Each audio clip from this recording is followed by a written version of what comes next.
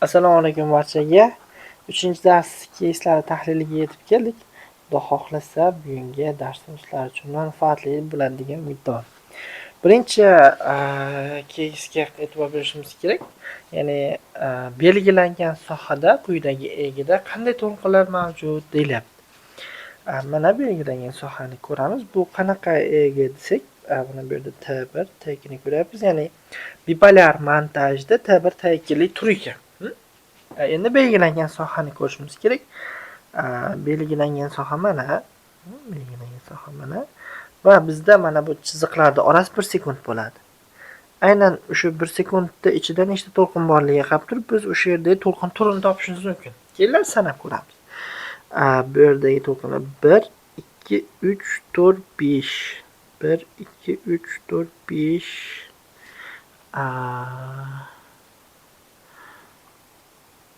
O'sha 6-siga o'tay deyapti. Mana bu ko'k nimani tagida keyin sanaymiz. Hozir sanaymiz. 1, 2, 3, 4, 5, 6. 1, 2, 3, 4, 5, 5 da. Ko'rasizlar.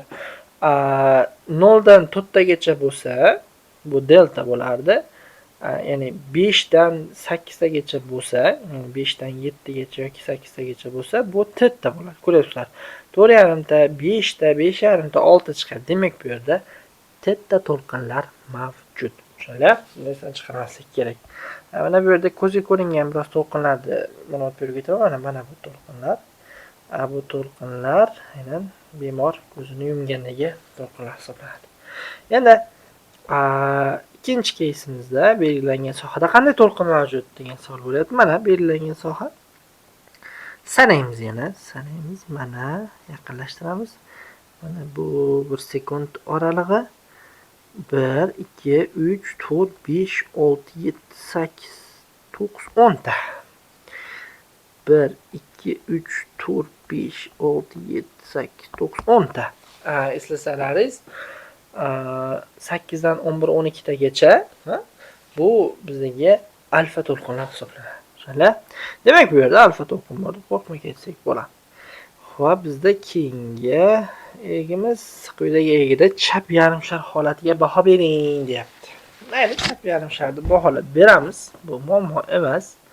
Mana bu yerda mana bu chap yarim shar, mana bu chap yarim shar va bizda mana bu chap yarim shar va bu qolganlari markaziy va o'ng yarim sharlar.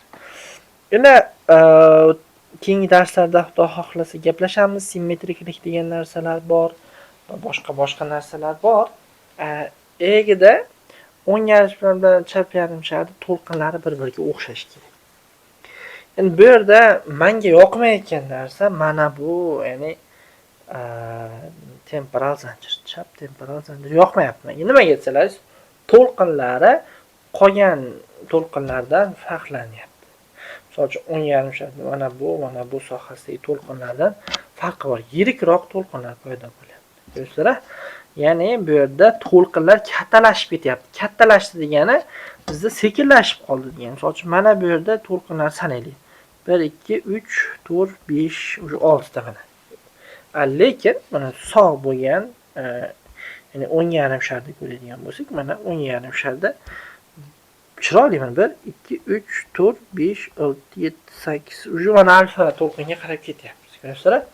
Lekin mana bunday yaxshilab qaraydigan bo'lsalaringiz, o'ng yarim sharga nisbatan chap yarim sharda o'sha to'lqinlar sekinlashib qolyapti. Ya'ni o'ng yarim sharda alfa to'lqinlar bo'lsa, normadagidaqa chap yarim sharda, ayniqsa temporal zanjirda bizda to'lqinlar sekinlashib va enliroq to'lqinlar paydo bo'lyapti. Bu shu yarim shardagi to'lqinlarning sekinlashuvi deb nomlanadi va bizda bu epilepsiyaga qarab ketadi.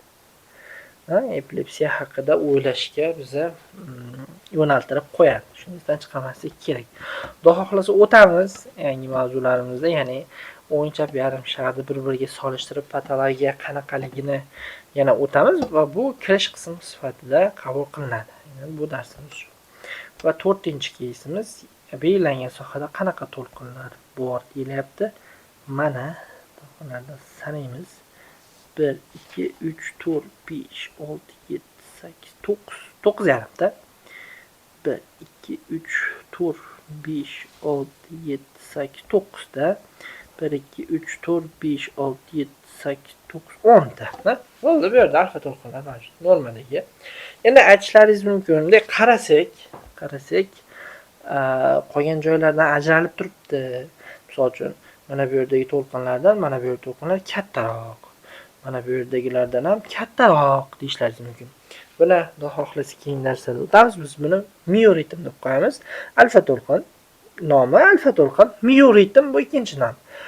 Bu ko'pincha bizdagi harakat uchun javobgar bo'lgan zonalarda ma'lum bir aktivligi hisobiga yuzaga keladi. Norma deb qabul qilamiz bu to'lqinlarni va shunaqa to'lqinlarni ko'rib qolsalaringiz, bemorga qo'li yoki oyog'ini harakatlantirish haqida o'ylashini yoki harakatlantirishni aytishingiz bilan bu to'lqin yo'qolib ketadi. Ya'ni bu mioritmni biz yo'qotib qo'yishimiz mumkin. Bu haqda xudo xohlasa keyingi darslarda bafurja gaplashamiz. Va bizda 5-keysimiz chap temporal zanjirda qaysi to'lqinlar ustunlikka ega deyapti. Belgilab qo'yibdi. Mana chap temporal zanjirimiz mana. Chiroyli holatda bergan. Egra mana bularga e'tibor bermanglar, bular artefaktlar. Va mana bu bizdagi chap temporal zanjir. Endi qaysi to'lqin aktivlikka ega desa, albatta sanab ko'ramiz. Sanash maktabda 1-sinfda o'rganganmiz. O'sha sanashni sizlar bilan birga aytib ko'ramiz. 1, 2, 3, 4. Shu 1, 2, shu 3 ga qarab ketyapti. 1, 2, 3, 4, 5, 6, 7. Ko'ringlar, 7 taligi ham bor, 3 taligi ham bor, 4 taligi. Bu yerda teta bilan delta aralashib ketyapti. Ya'ni teta bilan deltalar bizda sekin to'lqinlar hisoblanadi. Mana shu sekinlashish tepadagi keysimizda ham ko'rdik. Aynan shu chap yarim shar temporal zonasi yaxshi ishlamayapti. U yerda patologiya bor. Bo'lib ham bunaqa sekinlashib ketgan to'lqinlar bizda epilepsiya haqida ma'lumot beradi. Esdan chiqarmaslik kerak. Mana shunday qilib o'yiga yondashish kerak. Va bizda 6-keysimiz belgilangan sohada qanday to'lqinlar ko'rasiz? Qanday to'lqinni ko'rishni yana sanaymiz. 1-sinfda o'rganganmiz to'lqin sanashni. Qaraymiz. 1, 2, 3, bo'ldi 3ta. Yana belgilab qo'yishdi. Mana 1, 2, 3, 3 yarimda. Bo'ldi, bu delta to'lqin. Endi bo'lib ham bu spike bilan sekin to'lqin o'tgan darsda gaplashamiz. Spike va boshqatdan chizamiz. Qoradan chizamiz. Spike va sekin to'lqin. Spike pastga tushyapti va sekin to'lqin. Mana shu bizda epileptik to'lqin. Mana spike va sekin to'lqin. Spike va sekin to'lqin. Spike va sekin to'lqin. Mana ketyapti. Bu epilepsiya haqida bizga ma'lumot beradi. Keling, qayerdan topilaylik? Mana bu yerga qarasak, P3 obir va T5 obir ekan. O'sha oksipital sohalarda bizda mana bunday to'lqinlarda, epileptik to'lqinlarda ko'rishimiz mumkin. Mana sizga ega, mana sizga ega. Mana ancha fikrlab qolyapsizlar va biz bundan albatta xursandmiz. Qanday to'lqinlar ko'ryapsiz? O'sha yozib qo'yilganini o'qib qo'yibman, xafa bo'lmaysizlar. Yana sanaymiz. Mana belgilangan soha. Yarim, 1,5, 2,5, yana yarim. 3. 3da 1, 2, 3 yarim. 1, 2, 3. 3ta. Qaranglar, shu 3ta, ya'ni 4tagacha uradi. Bo'ldi, bu delta to'lqinlar. Mana bu yerdan sanab qo'yamiz. 1, 2, 3 yarim. Yarim, 1, 2 yarim, 3. 1, 2, 3, mayli 3 yarim deylik. Delta to'lqinlar bular. Yana qayer ekan deb qarab qo'yaylik. T6A2 va P4A2. O'ng tomonlama oksipital sohada biz mana shunday delta to'lqinlarni topilyapmiz. Bu albatta normal emas. Bu patologiya hisoblanadi.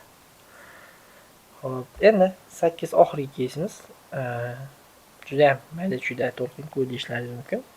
Bu to'lqinlar sekinlar sanaymiz, erinmaymiz. Sanaymiz 1, 2, 3, 4, 5, 6, 7, 8, 9, 10, 11, 12, 13, 14 ta. Bo'ldi, 12 tadan oshiqmi? Bu beta to'lqin hisoblanadi. O'zi mayda-chuydaligidan ham ko'rsatish mumkin. Bu beta to'lqinlar hisoblanadi. Ko'pincha bemorlarda benzodiazepinlar qabul qilgan paytda ko'rinadi.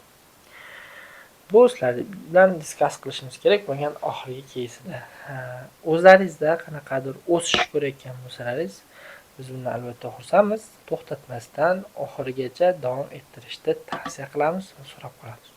Barchalaringizga oilaviy xotirjamlik tilagan holda keyingi darsda ko'rishguncha deb qolamiz. Qanaqadir fikrlar, izohlar bo'lsa, komment qismida bemalol qoldirishingiz mumkin. Salomat.